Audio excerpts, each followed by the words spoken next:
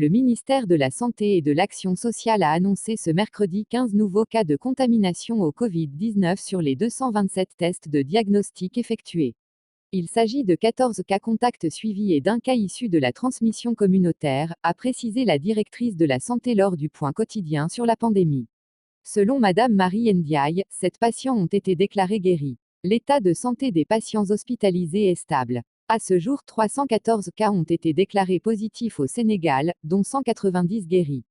2 patients sont décédés et un autre évacué en France. Au total, 121 patients sont sous traitement dans les établissements de santé. La distribution de l'aide alimentaire est le deuxième point qui alimente l'actualité.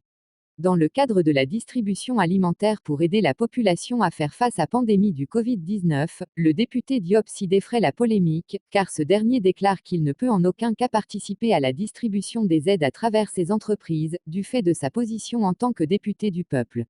Seulement ce sont ces entreprises qui ont été choisies pour convoyer l'aide alimentaire à l'intérieur du pays.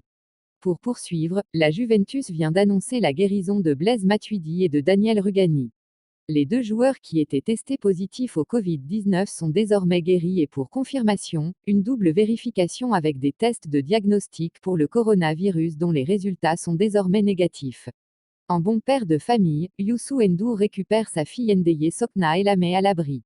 Cette dernière n'est nulle autre que l'épouse de Dame Amar, qui en ce moment se trouve en détention pour sa participation à une fête avec la présence de drogue, qui a viré au drame.